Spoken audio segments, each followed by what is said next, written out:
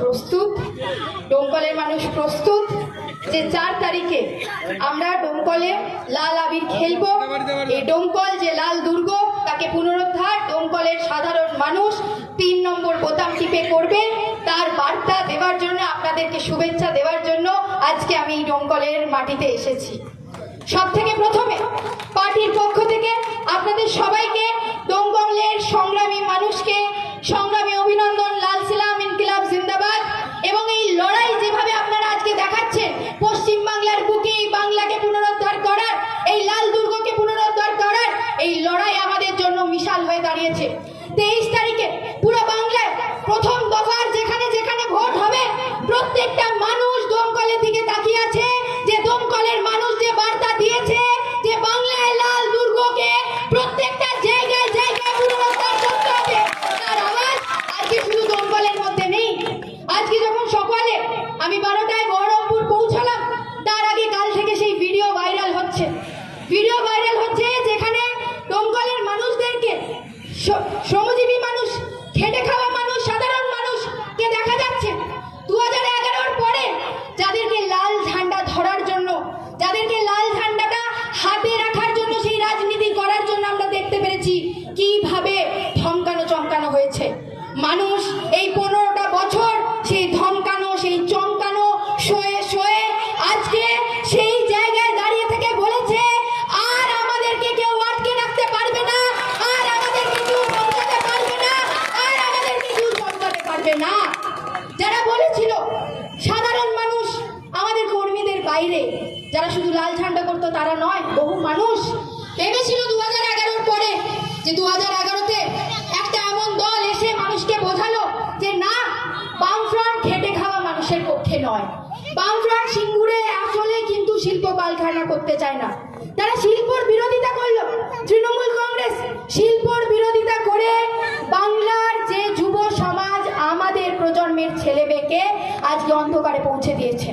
2011-র সময় তৃণমূল কংগ্রেস বামফ্রন্টের বিরোধিতা করতে, এই শিল্প নীতির বিরোধিতা করতে করতে বাংলার মানুষকে বোঝালো যে তৃণমূল কংগ্রেসকে যদি ভোট দেওয়া হয় তাহলে বাংলার বুকে নাকি আরো উন্নয়ন হবে, কারিগরি শিল্প কারখানা হবে, কারিগরি মানুষের আরো উপকার হবে, আরো নাকি মানুষ গণতান্ত্রিক অধিকার পাবে।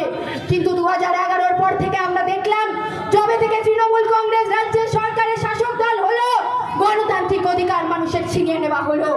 সেটা পৌরসভার ভোট হোক, পঞ্চায়েতের ভোট হোক, মানুষ ক্যান্ডিডেট দিতে পারছে না। আমরা যারা লাল ঝান্ডার কর্মী, আমরা ক্যান্ডিডেট দিতে চাইছি।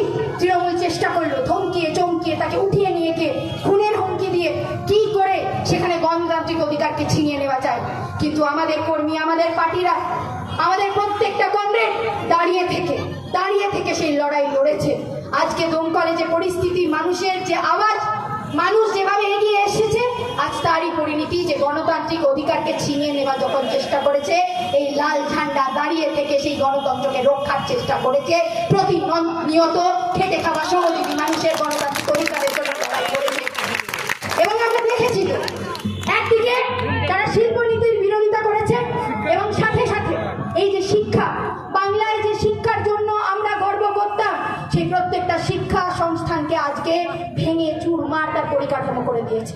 আমরা পুরো বাংলায় দেখতে পাচ্ছি, পশ্চিমবাংলার মধ্যে দেখতে পাচ্ছি, তৃণমূল কংগ্রেস আসার পরে 8,000-এরও বেশি সরকারি স্কুলকে বন্ধ করে দেওয়া হয়েছে। সরকারি স্কুলের পরিকাঠামোর অবস্থা কোথায়? আজকাল মাদ্রাসাগুলোর ফান্ডিং যেগুলো রাজ্যের তরফ থেকে ছিল, তার অবস্থা কি খারাপ। নিয়োগ হচ্ছে না, সরকারি জায়গায় স্কুলগুলোতে নিয়োগ হচ্ছে না, শিক্ষক নেই, শিক্ষিকা নেই, এবং শিক্ষক শিক্ষিকা না থাকার জায়গায় ছেলেমেয়েরা ড্রপ আউট হতে বাধ্য হচ্ছে। আমরা দেখতে পাচ্ছি ফান্ড নেই। সরকারের তরফ থেকে যখন জিজ্ঞেস করা হচ্ছে যে আপনার যে এত কারিগরি টাকা, মানুষ ট্যাক্সের টাকা দিচ্ছে আপনাকে, আপনার রাজ্যের ভান্ডারে যাচ্ছে, আপনি প্রত্যেক 5 বছরে 2-3 টাকা, 1000 টাকা ভাতার নামে মানুষকে দিয়ে ভোট নেওয়ার চেষ্টা করছেন, কিন্তু আপনার তহবিলে যে কারিগরি টাকার ভান্ডার যাচ্ছে, তা দিয়ে আমাদের স্কুল কলেজ ইউনিভার্সিটিগুলো তৈরি হচ্ছে না কেন? সেটা প্রশ্ন করতে যান আপনি আজকে, তাহলেই আপনাকে বিভ্রান্ত করা হবে, তাহলেই আপনাকে সেই প্রশ্ন করতে দেওয়া যাবে না। তারা দেবে না, কারণ তারা জানে ভালোভাবে যে সমাজকে আগে আগে এগোতে হয়, সেই সমাজে যে ব্যক্তি, সেই সমাজে এক প্রজন্মকে শিক্ষিত হতে হয়। এবং তারা চায় না আমার আপনার বাড়িতে যে ভাই বোনেরা আছে, ছেলে মেয়েরা আছে, সন্তানের বোনেরা আছে তারা আজকে শিক্ষিত হোক। কারণ যদি তারা শিক্ষিত হয়, তারা যদি পরিযায়ী শ্রমিক হয়ে না যায়, এখানে কাজ পায়, তাহলে এদের লাভ হবে না। যারা আজকে সিন্ডিকেট রাজ চালাচ্ছে, যারা মানুষের টাকা খেয়ে নিজেদের অট্টালিকা করছে, 5টা গাড়ি চলছে, আজকে ক্ষমতা করছে, তাদের এই ক্ষমতার জায়গা হতো না যদি আজকে আমাদের এই এলাকার ছেলে মেয়েদেরকে পরিযায়ী হতে হতো না। আমরা তো জানি একদিকে তারা শিক্ষা ব্যবস্থাকে খারাপ করলো, তারপরে শিক্ষা শেষে যেখানে নিয়োগ হওয়ার দরকার ছিল, যে একটা সময় আমরা তো দেখেছি 2011-এর আগে অব্দি সরকারি স্কুলে পড়াশোনা হতো, সরকারি স্কুলে মানুষ মিড ডে মিল পেত, সরকারি প্রত্যেকটা ফান্ডিং এর জায়গাতে আমরা দেখতাম সরকারি ফান্ডের জায়গায় লেখাপড়ার পরে একটা চাকরির জায়গা তৈরি হতো। আপনি স্কুলে শিক্ষকতা করতে চান, আপনি কলেজে সার্ভিস কমিশনের পরীক্ষা দিয়ে শিক্ষকতা করতে চান, 2011 অব্দি যারা আমার প্রজন্মের মতো ছেলেমেয়েরা ছিল, আমার অভিভাবক, আমার থেকে বড়, তারা জানে আজকের দিনও যারা কাজ পাচ্ছে তারা সরকারি জায়গায় চাকরি করেছে। শিল্প ছিল, সেখানে স্থায়ী চাকরি ছিল, বিভিন্ন প্রকল্প ছিল যার মাধ্যমে কর্মসংস্থান তৈরি হতো, 100 দিনের কাজ ছিল, যারা কৃষি করে খেত তাদের জন্য জায়গা ছিল। কিন্তু আজকে 2011-এর পর থেকে একটার পর একটা নীতি নামিয়ে আনা হয়েছে। যারা কৃষক সমাজের মানুষ তারা ফসলের ন্যায্য দাম পাচ্ছে না, যারা শ্রমিক সমাজের মানুষ, যারা শ্রম দিয়ে কাজ করে খেতে চাইছে, আজকে তাদেরকে কেরালা, কোথাও তামিলনাড়ু গিয়ে কাজ করতে হচ্ছে। কেরালে বামপন্থী সরকার, বামপন্থীদের সরকার, আপনি দেখুন কেরালাতে গিয়ে যারা কাজ করছে তাদেরকে একবার জিজ্ঞেস করে দেখবেন যে বামপন্থীদের সরকার সেখানে দিনে 700 থেকে 800 টাকা তাদের দিনের মজুরি, কিন্তু বাংলার মধ্যে সেটা সম্ভব হচ্ছে না। কেন? কারণ এই যে ট্যাক্সের টাকা, আপনার আমার টাকা, তারা বসে বসে নবান্নতে খাচ্ছে আর আপনাকে আর আমাকে দিতে পারছে না। আমাদের জন্য ইউনিভার্সিটি তৈরি হবে না, আমাদের জন্য ইউনিভার্সিটি তৈরি হবে না, কিন্তু হেলিকপ্টারে 5 বার নির্বাচনী প্রচার করার জন্য মুখ্যমন্ত্রীর যে টাকা দরকার সেই টাকা নিশ্চয়ই আসবে, কিন্তু আমাদের জন্য ইউনিভার্সিটির টাকা কোথাও থেকে আসবে না। আমাদের বাড়ির সন্তানদের পড়াশোনা হবে না, আমাদের বাড়ির সন্তানদের কর্মসংস্থান হবে না, এবং জিজ্ঞেস করলেই বলা হবে যে নাকি সরকারের কাছে ফান্ড নেই। আপনাদের কাছে যখন আমরা এসেছি পার্টির পক্ষ থেকে, আমরা এই আশা ভরসা রাখি, এই আবেদন আপনাদের কাছে করতে চাই যে বাংলাকে পুনরুদ্ধার করার জন্য আজকে বাংলায় যে রাজনীতির যে মর্যাদাকে ফেলে দেওয়া হয়েছে, এবং তৃণমূল কংগ্রেস আসার পর থেকে আমরা দেখছি যে শুধু শিক্ষার মান, শুধু কর্মসংস্থানের জায়গা শেষ হয়নি, তারা টেনে হিচড়ে আরএসএস কে এই বাংলার মাটিতে ঘাঁটি করার জায়গা করে দিয়েছে। সেইটাকে আমাদেরকে দেখতে হবে যে তৃণমূল কংগ্রেস থাকাকালীন কিভাবে আরএসএস, বিজেপির এনজিও থেকে শুরু করে প্রত্যেকটা জায়গায় জায়গায় করে দেওয়া হয়েছে। কই বামপন্থীরা 34 বছর এখানে সরকারে ছিল, 34 বছর সরকারে থাকাকালীন আরএসএস এর ক্ষমতা হয়নি, বিজেপির ক্ষমতা হয়নি যে দাগ ফোটাবে বাংলার মাটিতে। যখন দাঙ্গা ধর্মের নামে, জাতির নামে করতে গেছে, তখন আমরা গর্বের সাথে বলতে পারি আমাদের মুখ্যমন্ত্রীর নাম জ্যোতি বাসু ছিল। তিনি বলেছিলেন যে যে ধর্ম নিয়ে তারা রাজনীতি করতে যাবে, যারা ধর্ম নিয়ে দাঙ্গা লাগাতে যাবে, কে তার ধর্ম কি দেখা হবে না, তাকে সেখানেই উড়িয়ে দেওয়া হবে। এইটা বলার ঢপ এই পশ্চিম বাংলার বুকে বামপন্থীদের মুখ্যমন্ত্রী জ্যোতি বসু ছিল।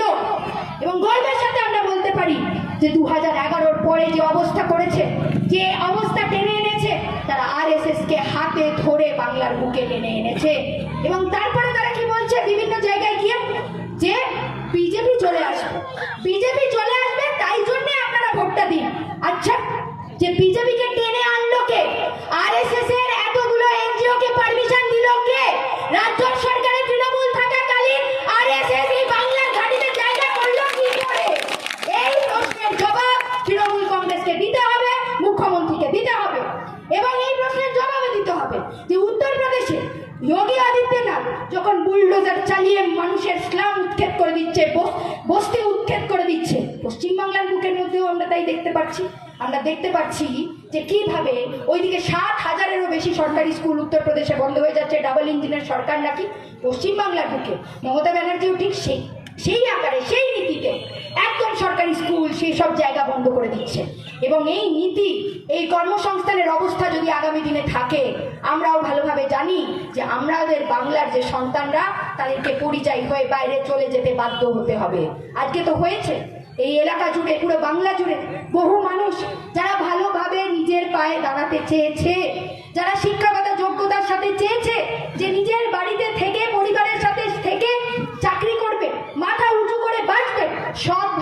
আসবে। আজকে তাদেরকে বারবার বাইরের কোনো রাজ্যতে গিয়ে চাকরি করতে হচ্ছে, বাইরের কোনো রাজ্যতে গিয়ে তাদেরকে কর্মসংস্থান খুঁজতে হচ্ছে। কেন হচ্ছে? কারণ আজকে বামপন্থীরা শূন্য বিধানসভায়, এটা মনে রাখবেন। বামপন্থীরা শূন্য থাকলে এরা রাজত্ব করে খাবে এবং গরিব খেটে খাওয়া মানুষের অধিকারের জন্য লড়বে না। আজকে আমরা শূন্য, তাই জন্য এরা আপনার আমার কর্মসংস্থানের জন্য কথা বলবে না। আজকে আমরা শূন্য, তাই জন্য এরা আমাদের বাড়িতে সন্তানের শিক্ষাগত যে যোগ্যতা, সেই যোগ্যতা হিসেবে তাদের চাকরি হোক তার কথা বলবে না।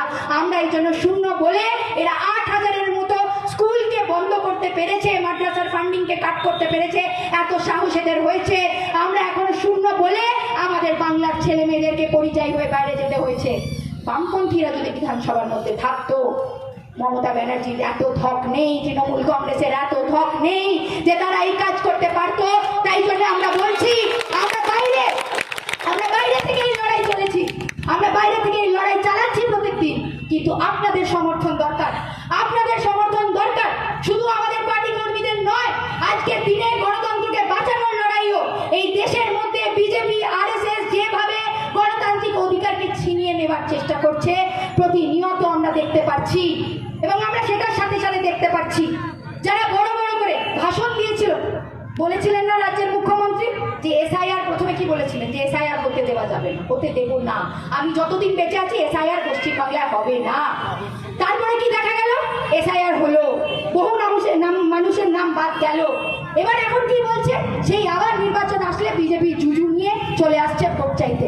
আমরা বলছি যে এসআইআর যখন আসে তার আগে তারপরে বামপন্থীরা রাস্তায় ছিল, বামপন্থীরা কোর্টেও ছিল। আমাদের কর্মী, আমাদের কমরেড মোস্তারি বানু সেই কেস সুপ্রিম কোর্টের মধ্যে লড়ছে এবং মমতা ব্যানার্জির ভাউতাবাজি, মমতা ব্যানার্জির ধাপ্পাবাজি আমাদের চাই না, বাংলার মানুষের চাই না।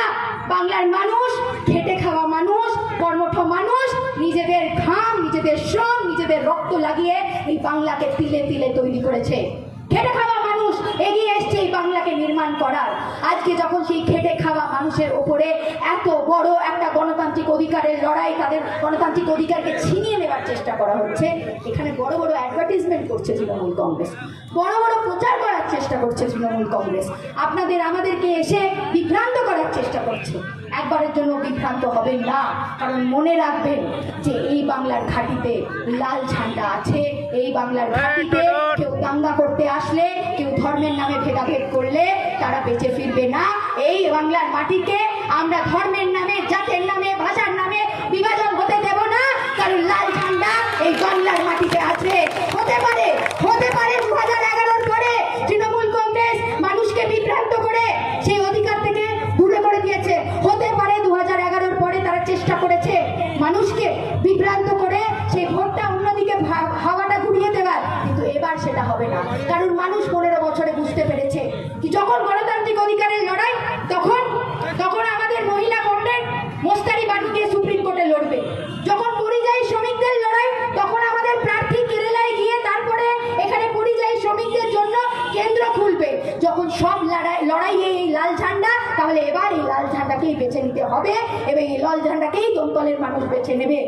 এবং আপনাদের কাছে এই আর্জি এবং অনুরোধ যে আপনারা যেভাবে আমাদের প্রার্থী, আমাদের ঝান্ডাকে তুলে ধরে দমকলের রাস্তায় নেমেছেন, এই লড়াই 23 তারিখ অবধি শুধু নয়, এই লড়াই আগামীর লড়াই। এই লড়াই দমকলের মধ্যে ধর্মের নামে যারা ভেদাভেদ উস্কানি দিয়ে চেষ্টা করছে একটা রাজনীতি প্রতিষ্ঠিত করতে, তাদেরকে পরাস্ত করার এই লড়াই। যে রাজনীতিকে নামিয়ে ফেলা হয়েছে, যে রাজনীতিতে আজকে কার বান্ধবীর ফ্ল্যাটে কত কোটি টাকা পাওয়া যাবে, কার কত কোটি টাকার সম্পত্তি রাজনীতিতে নামিয়ে এনেছে, সেই রাজনীতিকে পরাস্ত করার। এই রাজনীতি আগামী দিনের হবে আমার আপনার বাড়িতে প্রত্যেকটা ছেলে মেয়ে স্থায়ী চাকরি হবে কিনা, এই রাজনীতি আগামী দিনে হবে 5টা বছরে যে আমার আপনার এলাকার সার্বিক উন্নয়ন হবে কিনা। আগামী দিনে যখন রাজনীতি হবে তখন এই নিয়ে রাজনীতি হবে যে কটা নতুন করে সরকারি স্কুল খোলা হলো আর বন্ধ সরকারি স্কুলগুলোকে আবার করে কি করে খোলা হলো।